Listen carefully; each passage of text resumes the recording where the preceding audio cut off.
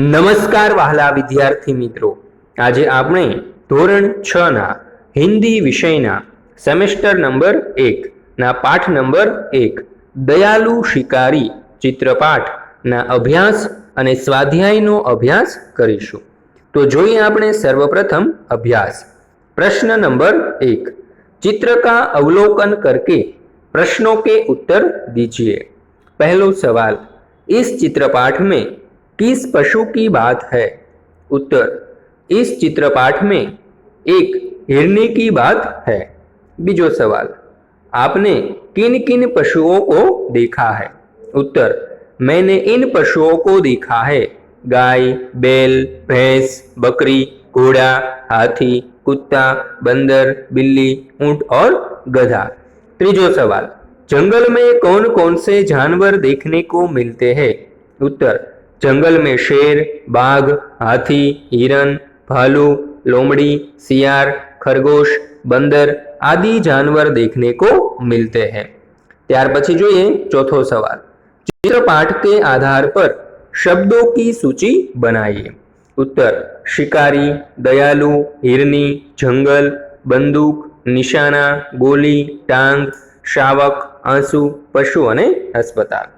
त्यार पछी जोईए पांचमो प्रश्न, चित्रपाठ के आधार पर चुने गए शब्दों को लेकर वाक्य बनाइए।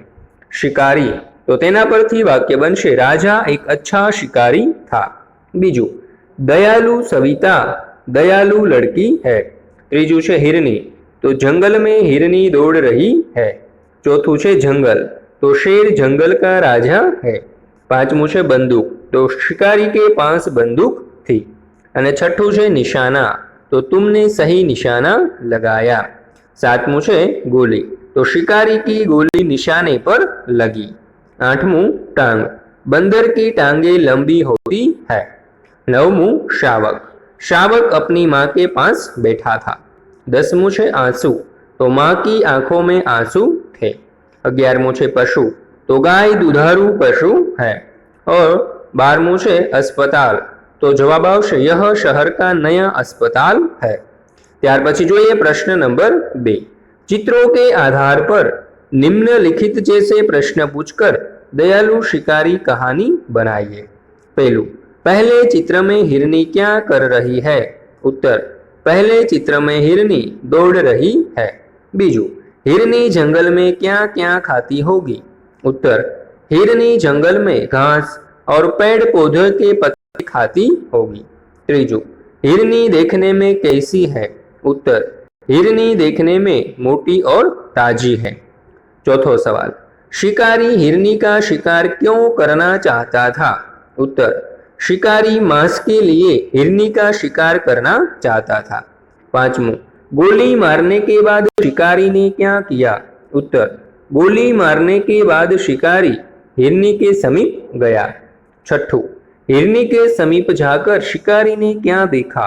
उत्तर, हिरनी के समीप जाकर शिकारी ने देखा कि उसकी टांग में गोली लगी है और उसने एक शावक को जन्म दिया है। सातवां सवाल, शिकारी हिरनी को कहाँ ले गया, क्यों? उत्तर, शिकारी हिरनी को पशुओं के अस्पताल में ले गया क्योंकि वहां उसका इलाज करवाना था। आठवां सवाल, शिकारी ने हिरनी के साथ कैसा व्यवहार किया, क्यों? उत्तर, शिकारी ने हिरनी के साथ दयापूर्ण व्यवहार किया क्योंकि उसकी दशा देखकर शिकारी को दुख हुआ था। प्रश्न नंबर 3, वर्ण के आधार पर अधिक से अधिक शब्द बनाइए। उदाहरण तरीके ख उपरथी शब्द बनाव्यो छे खरगोश, खत्म, खाली और खाना। तो आपणे ट उपरथी शब्दों बनावी शकीए, टकसाल, टका, टखना अने टमटम। ड परथी आपणे शब्द बनावीए डकार, डकेती, डग अने डगमग। म परथी बनशे मकड़ी, मकर, मधुर अने मक्षिका। भ परथी बनशे भगत, भगदड़, भगवा अने भगोड़ा। त्यार पछी आपणे स्वाध्यायनो अभ्यास करीए। तो पहलो सवाल, शिकारी हिरनी के पास क्यों गया? अपने विचार लिखिए। उत्तर, शिकारी ने हिरनी पर गोली चलाई थी। वह यह जानना चाहता था कि उसकी गोली हिरनी को कहाँ लगी और अब वह किस दशा में है। यह जानने के लिए वह हिरनी के पास गया। ત્યાર પછી प्रश्न नंबर 2, नीचे दो प्रसिद्ध कहानियों के चित्र दिए गए हैं, उनके नाम लिखकर कहानी लिखिए। तो दोस्तों देख सकते हैं आप यह चित्र। एक तालाब था, उसमें एक कछुआ रहता था, वह बहुत बातूनी था। वहीं दो हंस भी रहते थे, वे उसके अच्छे मित्र बन गए थे। एक साल वहां बरसात बहुत कम हुई, तालाब का पानी सूखने लगा। हंसों ने कछुए के साथ दूसरे तालाब पर जाने का निश्चय किया। वे एक लकड़ी ले आए और उसका एक एक सिरा अपनी अपनी चोंच में पकड़ लिया। बीच का भाग कछुए ने अपने मुंह से पकड़ लिया। हंसों ने कछुए से कहा, भाई तुम रास्ते में बोलना मत, बोलोगे तो लकड़ी मुंह से छूट जाएगी और तुम नीचे गिर पड़ोगे। दोनों हंस कछुए को लेकर उड़ने लगे। रास्ते में एक गांव आया। गांव के लोग इस प्रकार कछुए को लेकर उड़ते हुए हंसों को देखने के लिए जमा हो गए। लोगों को देखकर कछुए से चुप न रहा गया। उसने बोलने के लिए अपना मुंह खोला। उसी समय लकड़ी उसके मुंह से छूट गई और वह जमीन पर गिर पड़ा और मर गया। एक कौवा था। एक बार उसे खूब प्यास लगी थी। उसने इधर उधर पानी की तलाश की, पर उसे कहीं पानी नहीं मिला। आखिर उड़ते उड़ते वह एक झोपड़ी के पास पहुंचा। वहां उसे एक घड़ा दिखाई दिया। घड़े में थोड़ा पानी था, पानी बहुत नीचे था। कौवे की चोंच पानी तक पहुंच नहीं सकती थी। पानी ऊपर लाने के लिए कौवे ने एक उपाय सोचा। वहां आसपास बहुत से कंकड़ पड़े हुए थे। उसने एक एक कंकड़ घड़े में डालना शुरू किया। कंकड़ों के कारण पानी घड़े के मुंह तक आ गया। कौवे ने घड़े का पानी पीकर अपनी प्यास बुझाई और कौवा उड़ गया। ત્યાર પછી જોઈએ પ્રશ્ન નંબર 3, कौवा और लोमड़ी कहानी बनाकर लिखिए। तो जो एक बार एक कौवे को रोटी मिली। वह रोटी लेकर उड़ता हुआ एक पेड़ की डाल पर जा बैठा। इतने में एक लोमड़ी पेड़ के नीचे आई। उसकी नजर कौवे की रोटी पर पड़ी। उसके मुंह में पानी आ गया। उसने सोचा, कौवे को मूर्ख बनाकर मैं उससे रोटी ले लूं। लोमड़ी ने कौवे से कहा, कौवा भैया कोई गाना सुनाइए ना, आपका गाना मुझे बहुत मीठा लगता है। कौवा लोमड़ी की चालाकी समझ गया। उसे लगा कि लोमड़ी रोटी पाने के लिए यह नाटक कर रही है। कौवे ने अपनी चांच की रोटी अपने पंजे से पकड़ ली और वह जोर जोर से काव काव करने लगा। यह देखकर लोमड़ी आश्चर्यचकित रह गई। अरे, यह कौवा तो समझदार लगता है। ऐसा वह मन ही मन बोली और चलती बनी। फिर कौवे ने मजे से रोटी खा ली। सचमुच अपनी झूठी बड़ाई सुनकर हमें गुमराह नहीं होना चाहिए। ત્યાર પછી પ્રશ્ન નંબર 4, અહીંયા એવું કહ્યું છે કે પ્રશ્ન નંબર 2 અને 3 માં आपको कौन सी कहानी अच्छी लगी और क्यों, यह आपको बताना है। ત્યાર પછી પ્રશ્न नंबर 5, नीचे दिए गए शब्दों के विरोधी शब्द घरे में से ढूंढकर वाक्य प्रयोग कीजिए। तो जो सर्वप्रथम છે दयालु, तो एना परथी वाक्य बनावे। दयालु मनोज ने आहत चिड़िया को बचाया। निर्दय, शिकारी निर्दयी होती है। बीजू बहुत, तुम बहुत थक गए हो। અને ત્યાર પછી છે થોડા, तो अब थोड़ा आराम कर लो। ત્રીજું છે स्वस्थ, आज मैं स्वस्थ हूँ। ત્યાર પછી છે अस्वस्थ, तो कल मैं अस्वस्थ था।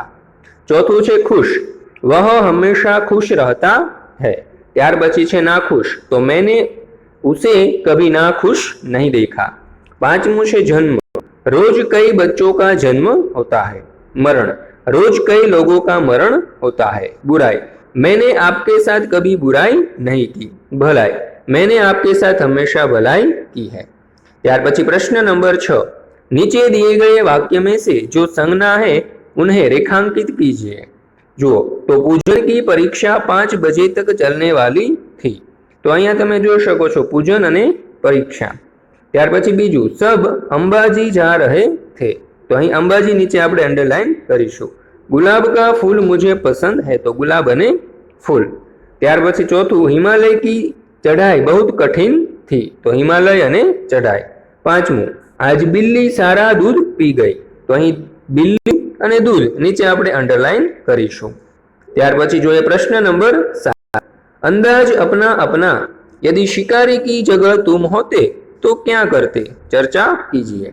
उत्तर, यदि शिकारी की जगह मैं होता तो मैं भी हिरनी के साथ वैसा ही व्यवहार करता जैसा शिकारी ने किया। चर्चा। नरेंद्र, घायल हिरनी और उसके नवजात शावक को देखकर मेरा दिल भरा आता। परेश, मैं तुरंत दौड़कर रिक्शा या किसी दूसरे वाहन को ले आता। अखिल, रिक्शा या किसी अन्य सवारी को किराया देना पड़ता। अगर तुम्हारे पास किराए के पैसे न होते तब क्या करते? परेश, तब मैं दौड़कर सीधे अस्पताल पहुंचता और हिरनी की हालत बताकर उन्हें उनसे एम्बुलेंस भेजने का अनुरोध करता।